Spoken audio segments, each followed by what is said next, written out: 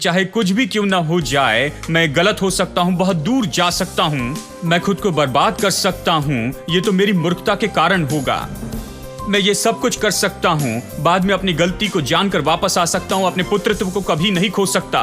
शायद कुछ समय के लिए पिता की संगति खो सकता हूँ और अपने अंदर की खुशी को खो सकता हूँ, लेकिन मैं कभी पुत्रत्व के इस सौभाग्य को नहीं खो सकता हूँ। चाहे कुछ भी क्यों ना हो जाए, एक बार पुत्र जो है वो हमेशा के लिए पुत्र है।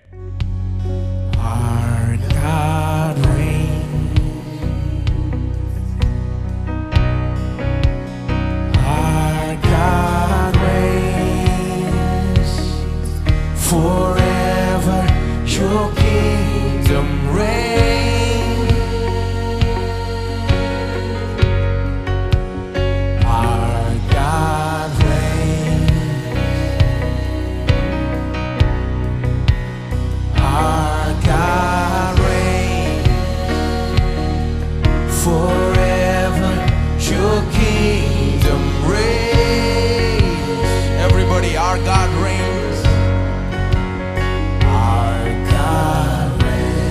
Can you see him high and lifted up? The train of his robe filling the temple with glory and splendor and majesty. He's reigning, my friend. Everybody, one more time. Our God reigns.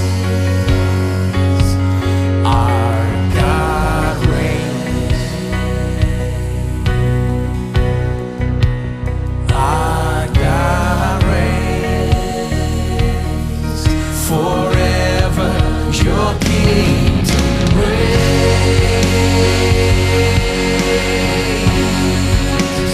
God, you reign. God, you reign. Forever and ever. God, you reign. Everybody cry on it. God, you reign. God, you reign. Forever and ever. God, you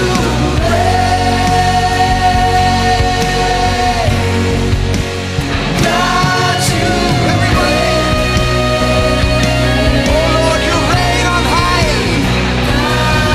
Open our eyes that we may see you for who you truly are.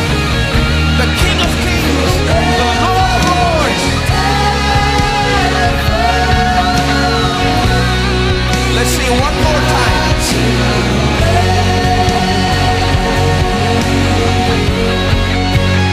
God, you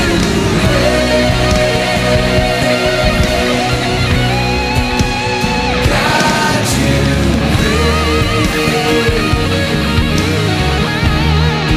forever and ever.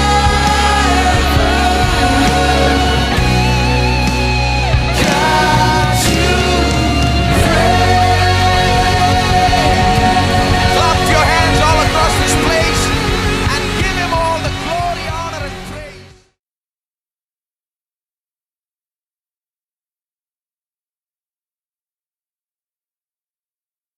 मेरे साथ में देखिए तितुस अध्याय 3 वचन 4 से आगे पढ़ते हैं। परंतु जब हमारे उद्धारकर्ता परमेश्वर की कृपा और मनुष्य पर उसका प्रेम प्रकट हुआ, तो उसने हमारा उद्धार किया, और ये धर्म के कामों के कारण नहीं जो हमने आप किए, पर अपनी दया के अनुसार नए जन्म के स्नान और पवित्र आत्मा के हमें नया बनाने के द्वारा हुआ। देखिए कैसे कहता है, बताता है कि कैसे हमें उद्धार दिया। हमारी धार्मिकता के कारण नहीं, उसकी दया के अनुसार उसने हमें उद्धार दिया। फिर कहता है नए जन्म के स्नान और पवित्र आत्मा के हमें नया बनाने के द्वारा हुआ।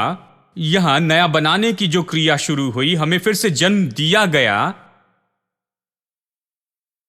नया जन्म हुआ, फिर से नया बनाया गया है, जहां हम नए रूप में जन्म में हैं, वो कहता है।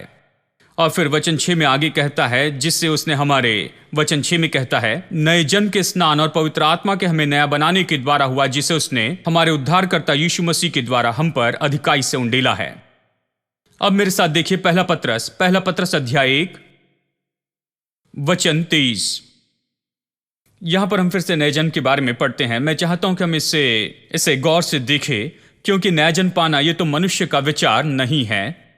मुझे याद है कई साल पहले, जानते हैं, अमेरिका में बहुत से लोगों ने नया जन्म पाने के बारे में कहना शुरू किया, जानते हैं, और उन्होंने कुछ किया, सर्वे किया और पाया कि लगभग 52% जो लोग हैं, और ये तो लगभग 30 साल पहले की बात है, नया जन्म पाए हैं। तो सभी नया जन्म पाने के बारे में कहने लगे। प्रेसिडेंट ने भी कहा कि मैं नया जन्म पाया हूं उस समय, और सभी इसी के बारे में चर्चा कर रहे थे। एक बार एक आदमी ने मुझसे पूछा, ये नया जन्म पाना क्या है?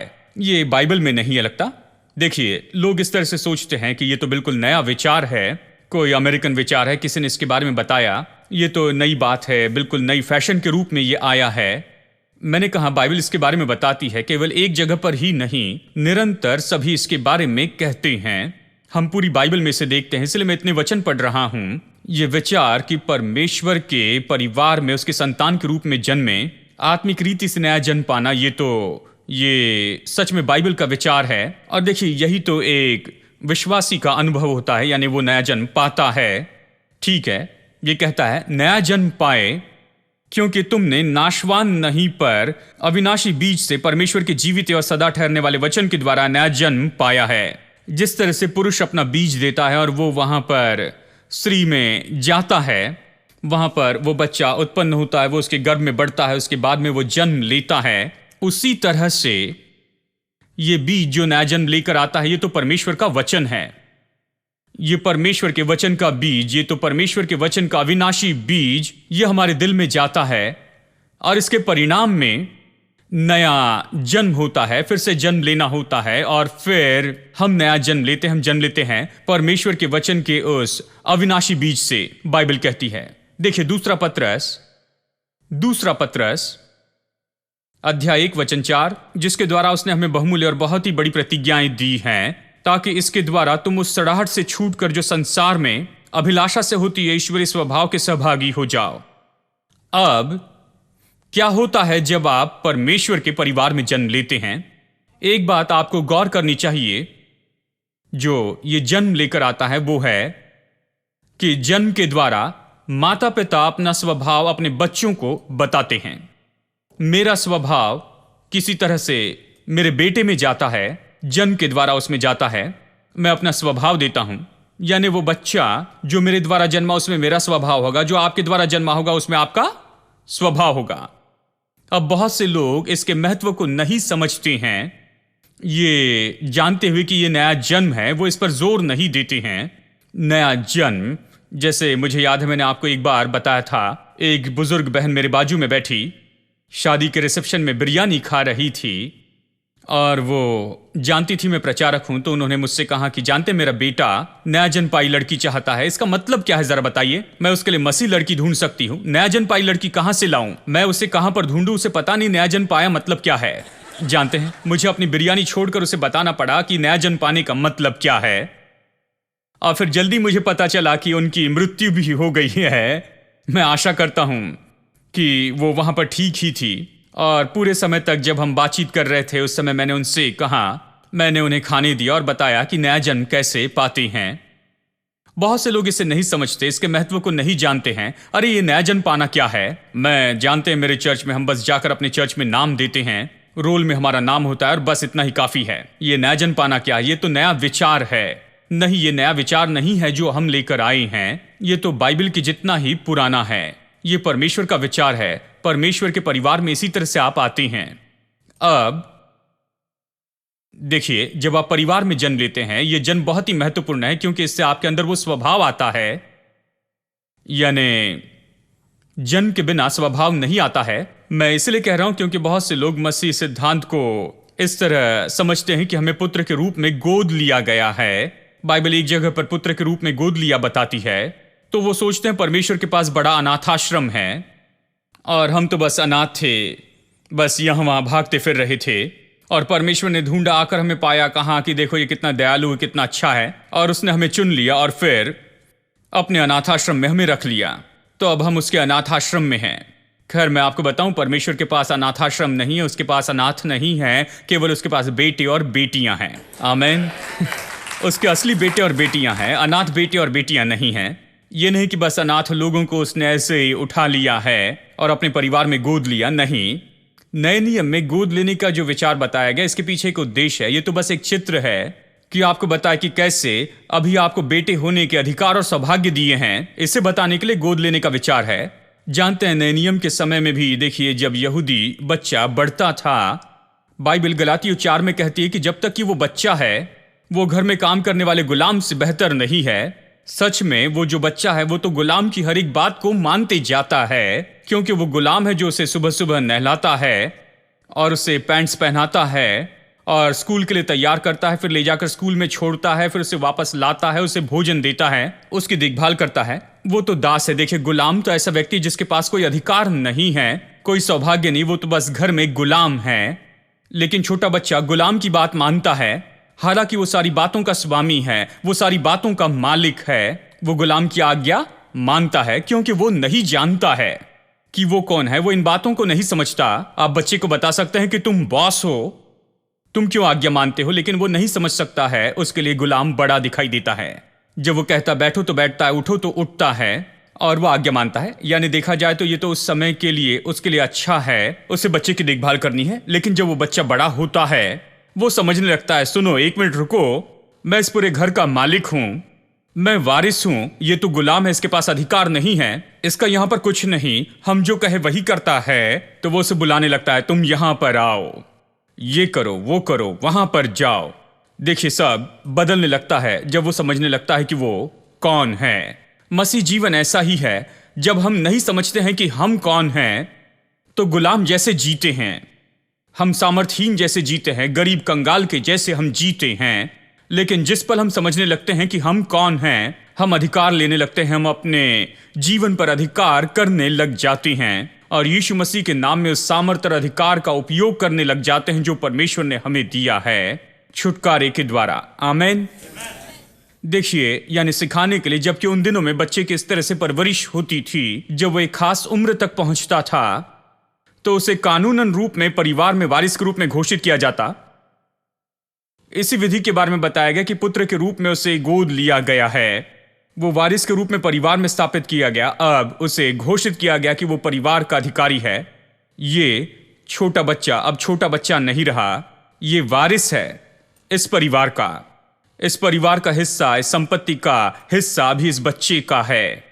ये बच्चा मेरा नाम लेकर चलता है, ये परिवार का भाग है। इस तरह से पिता घोषित करता था। इसके लिए एक विधि होती थी और इसीलिए बाइबल कहती है कि हमें गोद लिया गया है। ये गोद लेने की बात थी, अनाथ को गोद लेना नहीं। ये तो परिवार में जन्मा हुआ बच्चा है, लेकिन कानूनन अभी उसे अधिकार दिया जाता है। ठीक है, तो हमें इस विचार से गलत धारणा में जाकर ये नहीं सोचना है कि प्रभु की संतान सब अनाथ थे और अभी वो परमेश्वर के हो गए हैं क्योंकि परमेश्वर ने अनाथों को गोद लिया है कि उन्हें भोजन दे, देखभाल करे। नहीं, परमेश्वर ऐसे नहीं करता है। आप परमेश्वर के परिवार में असली बच्चे हो गए हैं आत्मिक जन्म के द्वारा। अब यह असली जन्म महत्वपूर्ण है, आत्मिक जन्म बहुत ही महत्वपूर्ण है क्योंकि यह स्वभाव लाता है। आप बहुत कुछ दे सकते हैं। एक गरीब बच्चे को लेकर आप उसे अच्छा भोजन दे सकते, अच्छी पढ़ाई करवा सकते, उसे बदल दे, उसे पूरी तरह से बदल दे और उसे सब कुछ बहुत ही अच्छी अच्छी चीजें दे ताकि कोई भी ये न जान सके कि ये तो बच्चा गरीब परिवार से आया हुआ है। आप बाहरी रूप में बहुत कुछ बदल सकते हैं, लेकिन भीतरी स्वभाव नहीं बदल सकते। भीतरी स्वभाव तो उस बच्चे के बहुत ही गहराई में होता है, वो बदल नहीं सकता। मुझे याद है, एक पास्टर ने एक कहानी बताई थी जो मैं कभी नहीं भूलूंगा, क्योंकि उनके चर्च में एक परिवार था जिनके पहले 3 बच्चे थे और वो तो अच्छे लोग थे। उन्होंने सोचा एक और बच्चे की परवरिश करेंगे, तो उन्होंने बच्चा गोद लिया। वो बच्चा शिशु ही था।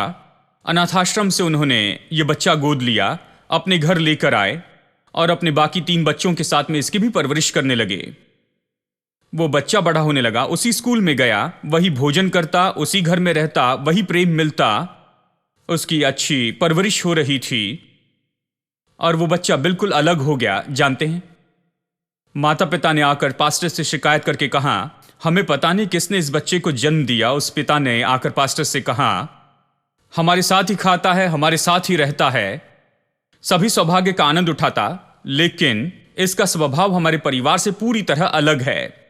यह बच्चा बहुत ही क्रोधित है, बहुत ही उद्यमी है, परेशानी करता है। जानते हैं, हमें पता नहीं इस बच्चे से कैसे व्यवहार करें, क्योंकि भीतरी स्वभाव हम नहीं बदल सकते। हम इसे भोजन दे सकते हैं, कपड़े और अच्छी चीजें दे सकते हैं, लेकिन भीतरी स्वभाव है जिसे बदल नहीं सकते हैं, जो कि जन्म के द्वारा इसके अंदर में आ चुका है। वो असली माता पिता नहीं थे, यही समस्या थी। ये बच्चा उनसे जन्मा नहीं था, इसलिए उसमें मानसिक और भावनात्मक विचार नहीं थे उसके माता पिता जैसे। इसलिए जन्म बहुत ही महत्वपूर्ण है। हम परमेश्वर से जन्मे हैं। कितने लोग कहेंगे, मैं परमेश्वर से जन्मा हूं? हम परमेश्वर से जन्मे हैं। हाँ, एक और वचन, पहला यूहन्ना 3:9।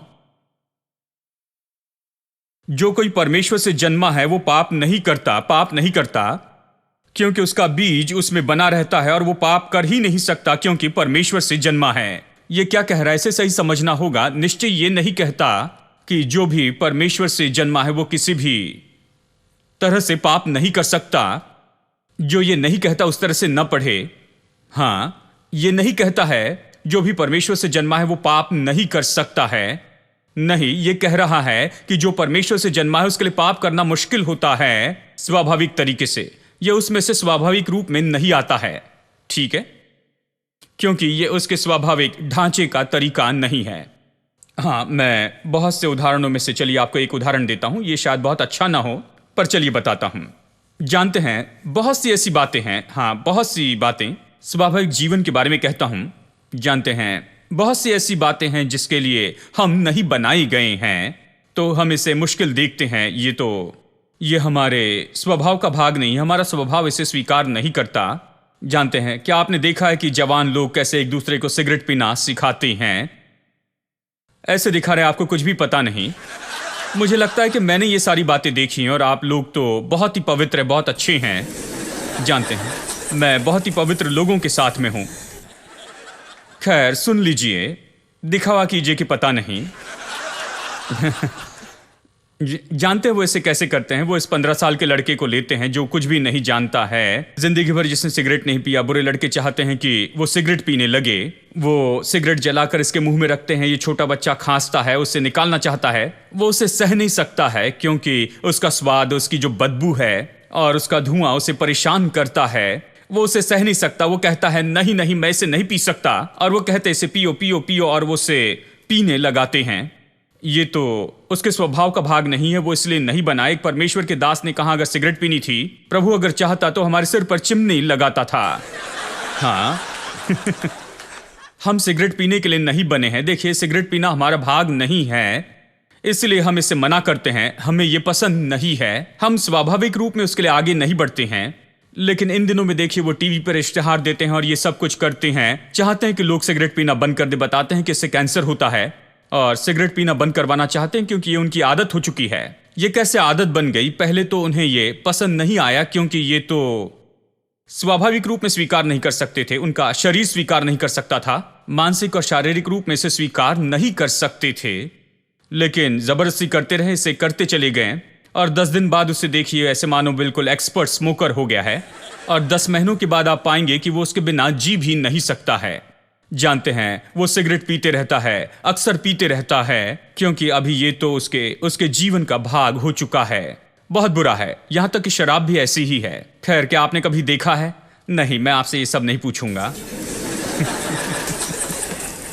वो इस लड़के को लेते हैं जिसने पहले कभी नहीं पिया है, और उसे पीना सिखाते हैं। जानते ये सब कुछ कैसे करते हैं? वो कहते हैं बस अपनी नाक बंद करो और आंखें बंद करो और इसे गटक जाओ। मतलब आप इतनी बेकार चीज क्यों पीना चाहते हैं? इतनी बेकार, जहां पर आपको नाक बंद करना पड़ता है और आंखें बंद करते हैं कि आप इसे गटक जाएं। आप तो पहले इसे सह भी नहीं सकते थे, तो फिर ये सब कुछ क्यों करते हैं? मैं नहीं चाहता कि कुछ पीऊं या खाऊं जहां पर नाक बंद करनी पड़े और फिर उसे मैं ले लूं। ये तो पूरी तरह बेकार सुनाई देता है, लेकिन वो इसे करता है। बस अपनी नाक बंद करता है, आंखें बंद करता है, गटक जाता है, ऐसे ही। ये भयानक है, बुरा है। वो इसे पीता है, और कुछ समय के बाद में, देखिए, मैं एक भाई को जानता हूं जो म्यूजिक बजाते थे। वो एक फ्लास्क लेकर आते थे और हम सोचते थे कि उसके एक फ्लास्क में काली चाय भरी है लेकिन वो उसमें विस्की डालकर लाते थे और वो तो बस विस्की उंडेलते थे, उनके असिस्टेंट उनके लिए विस्की उंडेलते थे और वो पीते रहते थे। किसी को पता नहीं था कि ये पी रहे हैं, मुझे पता था और वो बड़े माहिर हो जाते हैं इन बातों में। यानी जो परमेश्वर से जन्मा है वो पाप नहीं करता। इसका मतलब ये है पाप स्वाभाविक रूप में उसमें से नहीं आता है, क्योंकि उसमें अब परमेश्वर का स्वभाव है। परमेश्वर का स्वभाव उसके अंदर में आ चुका है। अब उसमें परमेश्वर का स्वभाव, इसलिए बुरी चीजें स्वाभाविक रूप में नहीं आती। वो पाप करने के लिए तैयार नहीं, पाप करके बेचैन होता है, पाप करने पर सही होना चाहता है, वो सो नहीं सकता है। और जानते हैं जब वो पाप करता है तो व्याकुल हो जाता है, वो शांति से नहीं रह सकता है। यही तो इसका अर्थ है, क्योंकि ये अभी उसके स्वभाव के विरुद्ध में है। यही तो फर्क है जिसने नया जन्म पाया और जिसने नया जन्म नहीं पाया। जो नया जन्म नहीं पाया हुआ है वो तो पाप के लिए बिल्कुल खुला है।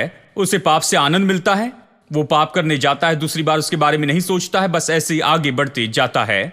लेकिन जो परमेश्वर से जन्मा है, नया जन्म पाया है, शायद पाप करे लेकिन खुश नहीं होता। वो बहुत ही भयानक दशा में होता है।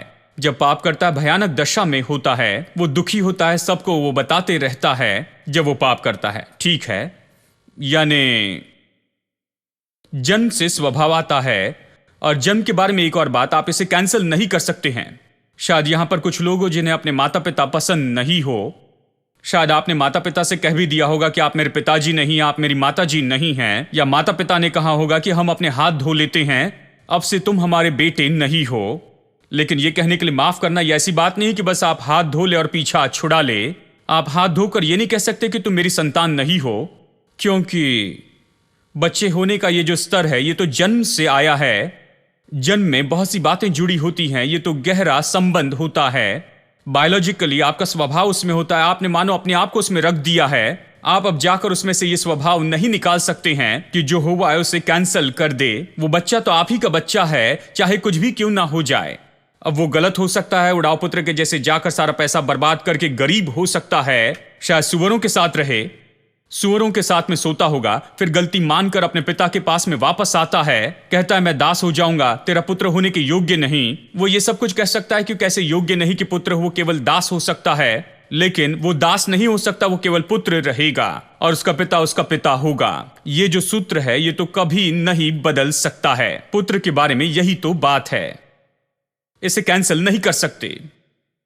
पिता नहीं बदल सकता, पुत्र नहीं बदल सकता है। और ये जो संबंध है ये तो हमेशा का संबंध है। जब एक बार उस बच्चे का जन्म हो जाता है तो सदा के लिए पिता है और पुत्र तो पुत्र है, और ये संबंध हमेशा के लिए है। तो मैं आप विश्वासियों से ये कहता हूं, और इसलिए जन्म का ये विचार तो बहुत ही महत्वपूर्ण है कि हमने नया जन्म पाया है। हम परमेश्वर से जन्मे हैं, परमेश्वर के वचन के अविनाशी बीज से जन्मे हैं। ये बताता है कि चाहे कुछ भी क्यों ना हो जाए, मैं गलत हो सकता हूं, बहुत दूर जा सकता हूं, मैं खुद को बर्बाद कर सकता हूं, ये तो मेरी मूर्खता के कारण होगा। मैं ये सब कुछ कर सकता हूं, बाद में अपनी गलती को जानकर वापस आ सकता हूं, अपने पुत्रत्व को कभी नहीं खो सकता। शायद कुछ समय के लिए पिता की संगति खो सकता हूं और अपने अंदर की खुशी को खो सकता हूं, लेकिन मैं कभी पुत्रत्व के इस सौभाग्य को नहीं खो सकता हूं। चाहे कुछ भी क्यों ना हो जाए, एक बार पुत्र जो है वो हमेशा के लिए पुत्र है। Not gonna live by what I see. Not gonna live by what I feel. Deep down I know that you're here with me. I know that you can do anything. To you I can do anything.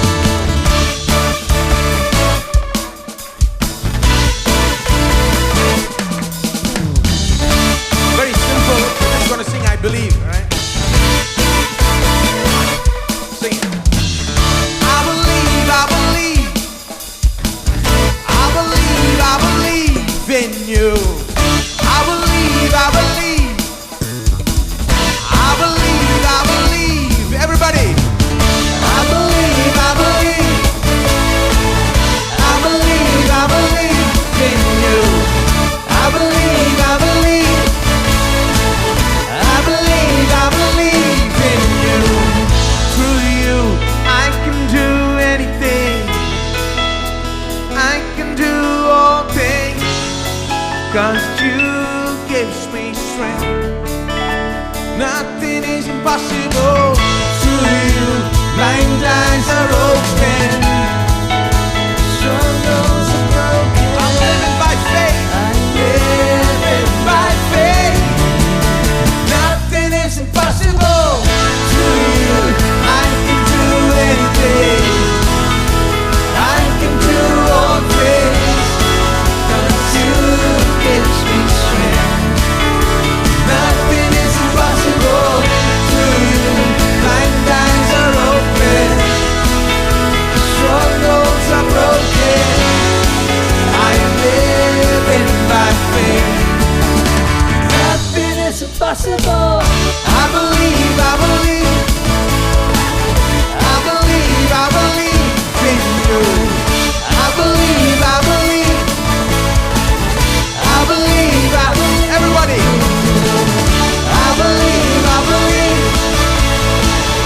I believe, I believe in you. I believe, I believe. I believe, I believe in you.